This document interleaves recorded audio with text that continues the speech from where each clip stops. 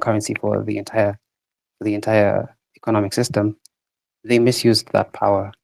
If you remember correctly, that is the period when the United States had a very huge economic boom. They would even go as far as putting people on the moon, and that is what caused other countries, especially France, to be cautious as to the misuse of the power that the United States had been given as a de facto currency of the world. So famously, the French sent a boat to the US to collect their gold back, the gold that they had deposited in the US, so that it could act as their, Nikama reservoir. Yeah, let me say that, reservoir. So they went to ask it back, fearing that the United States was printing more money than was economically allowed in the system that they had just passed. And because President Nixon at the time was aware that this was exactly what was happening, President Nixon, back in 1971, decoupled the dollar from the gold standard, which made all currencies in the world pegged to nothing. So as it stands today, the United States has the ability to print as much money as it wants. And the only thing that ever does is to even more so destabilize not only their economy, but our economy and the economies of the world. So the way it affects us as Kenya today is that when we look to the east and we look to the west, notice that when the Chinese economic support, they not only sent money, but they sent their workers to build ports, to build roads, and to build railway stations. But when the United States, a few weeks ago, when they send help, they send IMF, they send suppressive bills that will not only make life hard for the normal citizen, but even that money itself does not make its way to the ground. I am not making this statement to make you aware of my preference. No, this is not a personal preference. This is just a statement of facts. That the real problem that we need to address is the structure of our economic system. Shall it be? Shall we continue to be the dump site for a system that has already continued to fail not only itself, but a system that, if you can remember, the 2008 housing crisis, the European debt crisis, all of these had their root causes in the US financial structure, and Wall Street and IMF and all these other US based institutions had their role to play in that.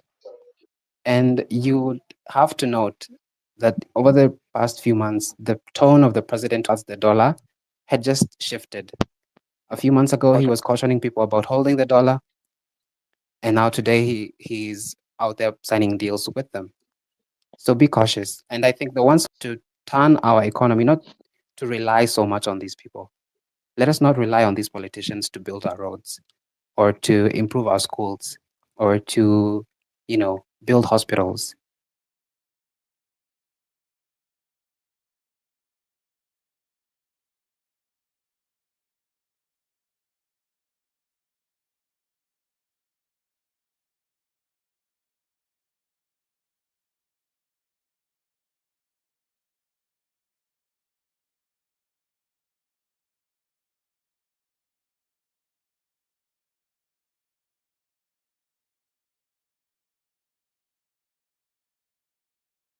At the end of the day, it is our responsibility to find solutions beyond our passionate expressions of a disdain and distrust.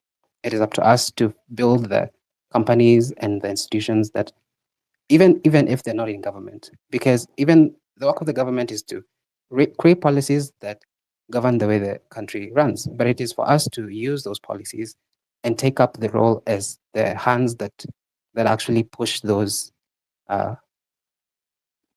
so to say, carts. We are the ones who are going to build those roads. We're the ones who are going to start those companies. We're the ones who are going to take books to those schools. We are the ones who are going to become teachers, founders, CEOs, etc., etc.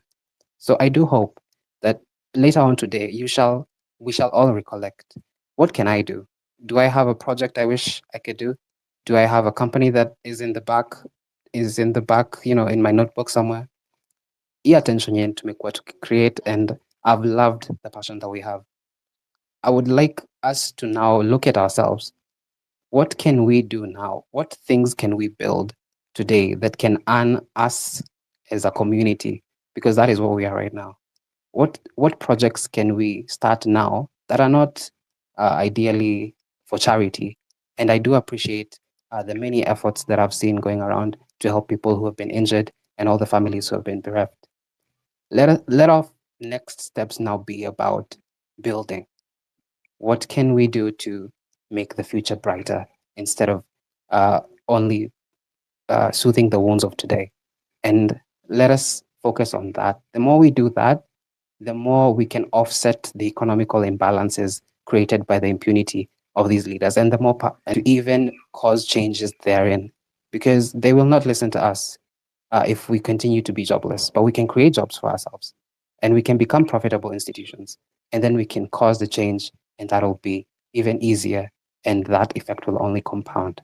So thank you, Kimuzi, and with you. Input, maybe next lady I have AD, then Franklin.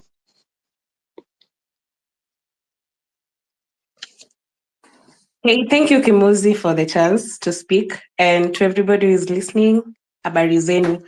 And I'm passing my condolences to the families who lost their loved ones. Those were our brave soldiers. So nataka tu kwenda straight to the point. The topic is the next immediate measures the government must take.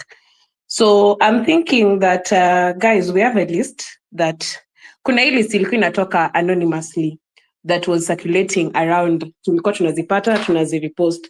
So I think that list had clear things on what we really wanted. So what we need to do kwa hiyo list, all those action plans, we need to reshuffle tujue gani ni priority. Like every speaker coming here is talking of IBC reconstitution. So definitely that one is number one.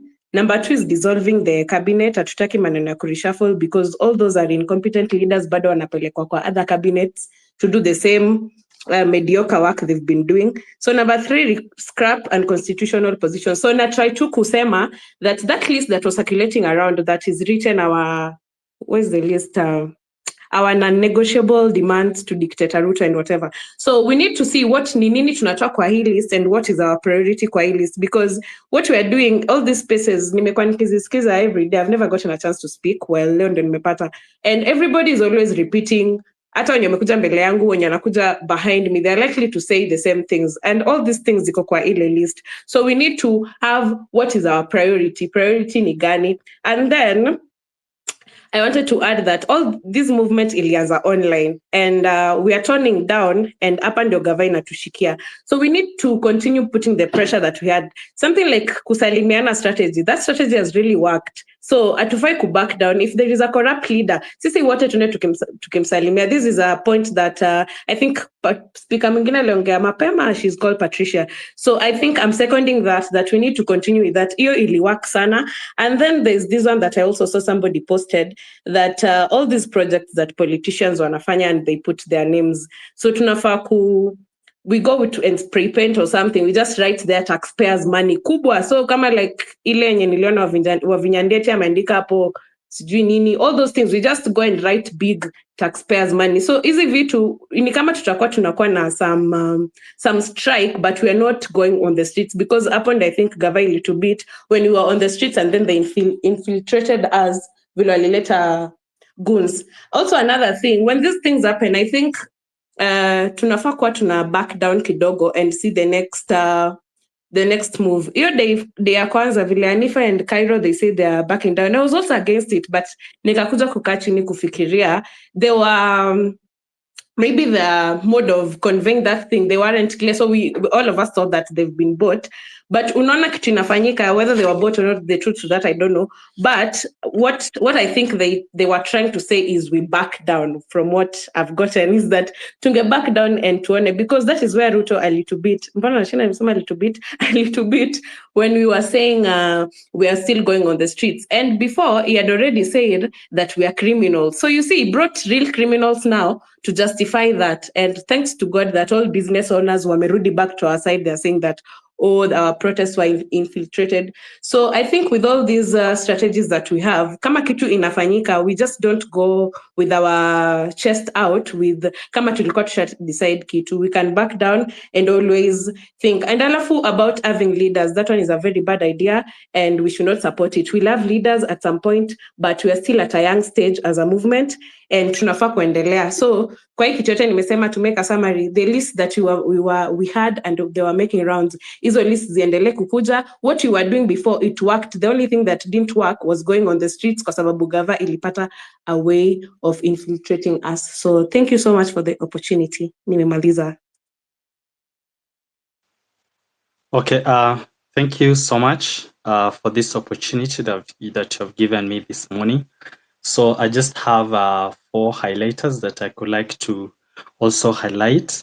The first speaker in the morning mentioned about the public baraza. I think this should be the first priority to counter the goons that infiltrated our protests.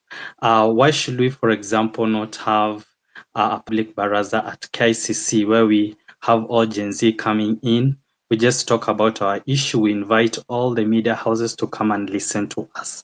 So we can start with the KICC, go to Mombasa, go to Machakos, go to Kisumu, visit all the 47 counties and raise our agendas in a public baraza so that we can also invite our parents to come and listen to us. With that, we can be able to address the issue of the infiltration of the goons. Secondly, I could like to talk about the ESCC. One speaker talked about why should we not strengthen the ESCC so that it can have the prosecution power. That is very true, because what you're having currently is that institutions are failing because somehow they have been crippled by the political class. Why can't we, for example, we have realized that ESCC have an issue with prosecution.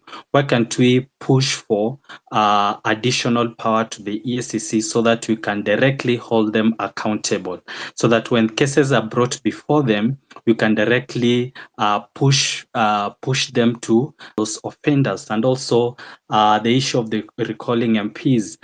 This should be actually one of agenda that should be running right now. Let's start with these vocal leaders who are busy talking to us badly, telling us that there's nothing we can do. We can just assemble ourselves and look at 3 constituencies where we can go and put our forces there so that we can collect enough signatures and start the process. If we can achieve this, then we are going to strengthen that article in the constitutions that we have the power to recall MP. You see, if we recall one, then others, I'm 100% sure we'll have to toe the line, because now that article could have been strengthened. Actually, Kenyans could realize that actually he can be recalled and we'll have a reference point. Another issue is about our budget allocation. When budget is being read, for example, and allocations have been made, we need to go to the detailed spending of those budgets. And for example, if you're saying that we have allocated 6 billion to the office of the president, let's see where will that money go to, because that is where we are having the loopholes of corruption. They allocate an office a lot of money and issues that don't even make sense, where critical institutions of our country are denied budget, are denied, for example, enough money. In our hospitals, there are no medicine, and it's because they have limited budget. So when we go to the budget details, we should be calling out and saying, we gave you 10 billion and this is what you spent our money with. Then we call that person to account. And the issue of the ODPP, now that is the guy having the prosecution power, we should not be pushing in that office. We should be presenting evidence. We have evidence of so and so doing ABCD. Why have you not prosecuted that? So if we start pushing on that, then ultimately we'll have this institution waking up and starting working for us. Yes, they have the constitutional mandate, and in the constitution they have been given the autonomy of power. whereby it has been put in a way that then they should not have any political interference or whichever way. So let's push them. We know that at the back door they are politically influenced, but we should always focus on, for example, Nur Haji telling him, we gave you this case. What have you done about it? How far have you gone on this issue? And if he says there's not enough evidence, we just post the evidence on the social media for everyone to see and tell us if this evidence is not worthy to be prosecuted. I think when we start calling out on institutions to start doing their work, everyone will start doing their work. And with that, we'll have to, the president will have to know that if, for example, I have to do something, then I need the backing of these institutions. And in one or the other, as we beat from the corners, we are slowly strengthening the institution. So I'll finish by saying this. The strengthening of an institution is the way that can help us truly reach the aspect of accountability. Because when you have institutions being accountable, it's easy for us to get the services that you are looking for. And lastly, I don't think the issue of the housing levy is something that sleep. That thing should be removed, and I think we should it greatly, so that this is another avenue where government is just making money from its citizen, and I just don't like it. Thank you.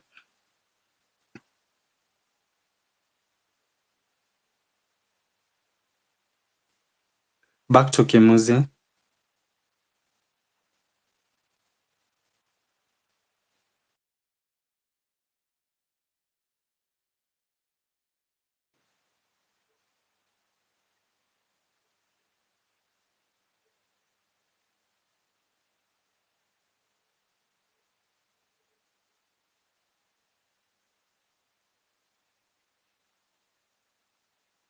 Kimuzi, are you hearing me?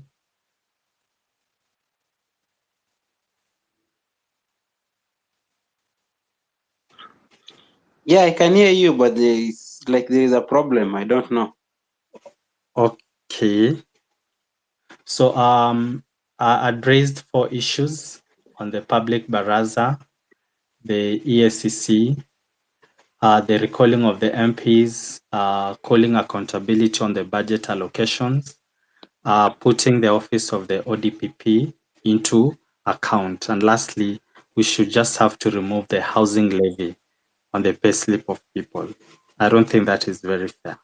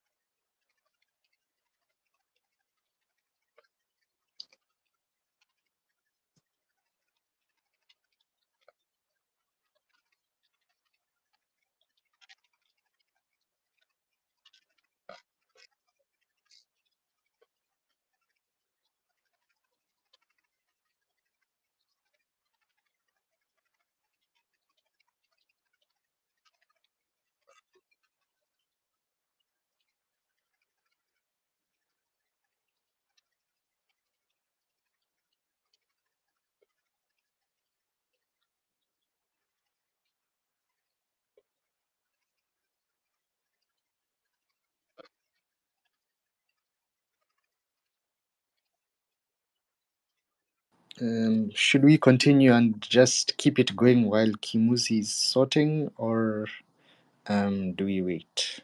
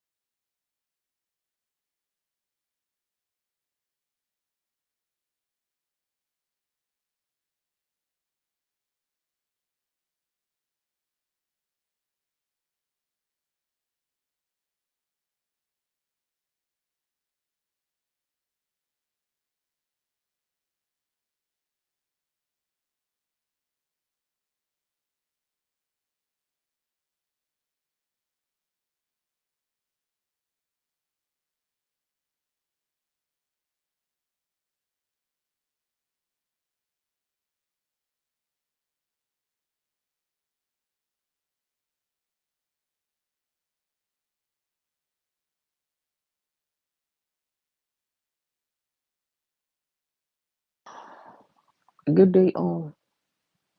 Can you hear me? Or are we still fixing the technical issues? I think I Laura can hear you just now. continue. Oh, Good day, all. Kimuzi, thanks for this session as we continue to mourn our fallen heroes during this struggle. I just have one or two things to say. Now, if we can remember history very well, and for those who were there, after the attempted 1982 coup, the late Daniel T defined the kind of person he was until he died, literally.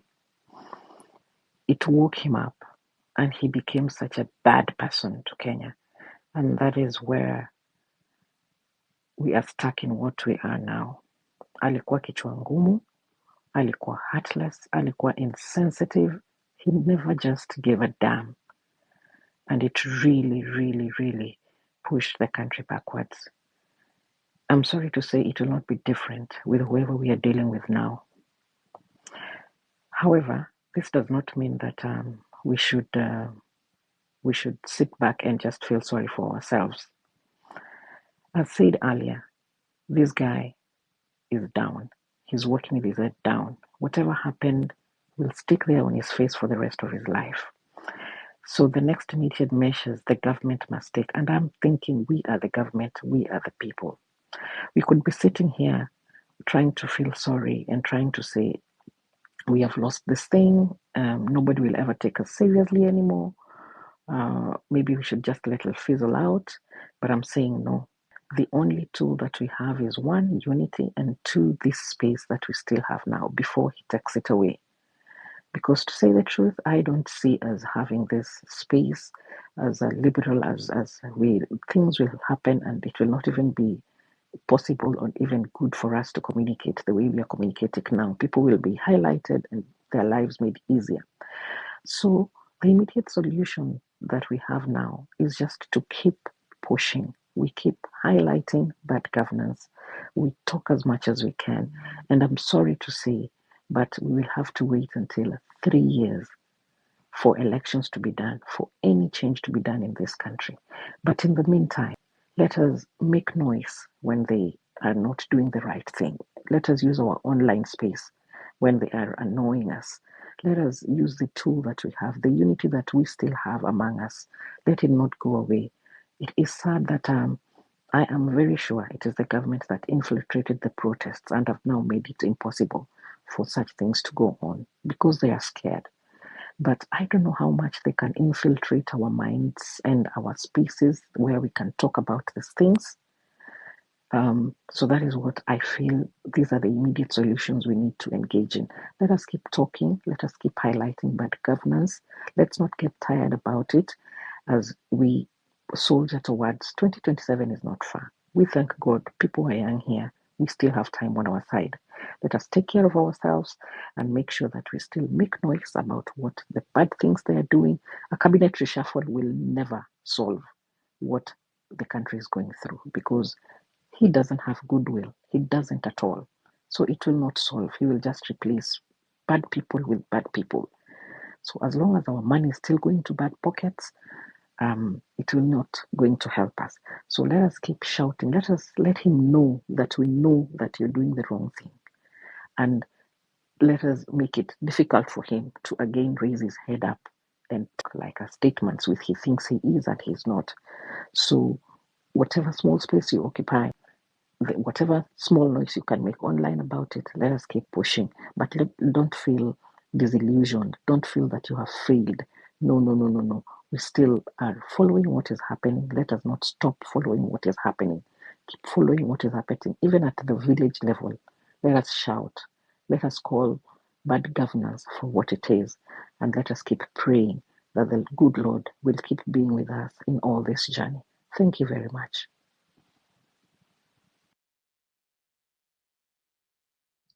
I hope you can hear me. Maybe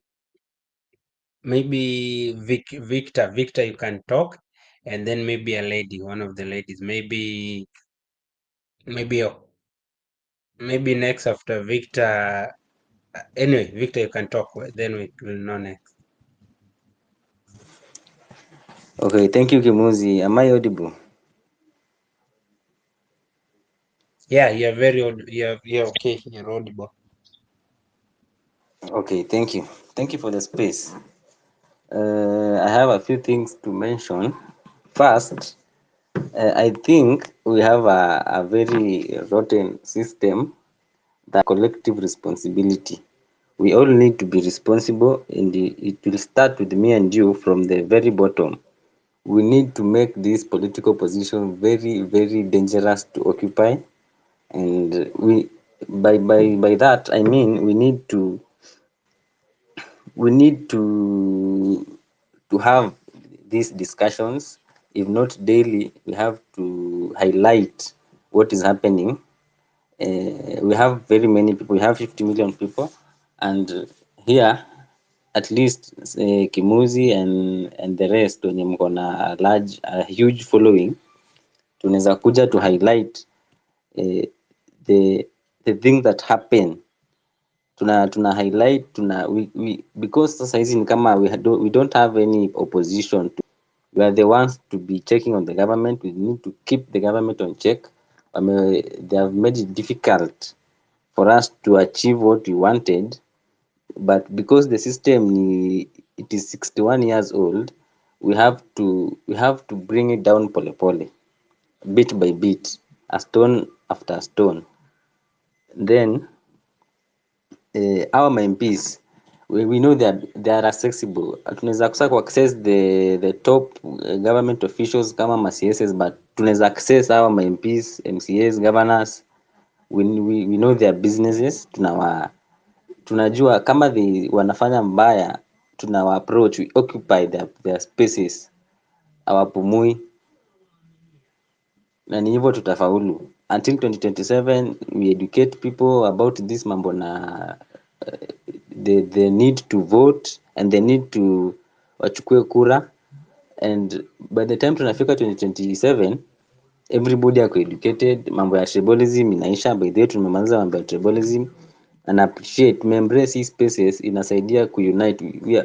We have one strength in our unity, and our unity ndo to embrace hii unity yetu. We have to speak one voice. Hakuna mambo na kudivide kudivide voice hiyo hatutasonga mbele. So and hatutaji kulose any other human being or any other youth because tuko na grievances. We need to ni one step at a time mpaka mwisho. Now we have to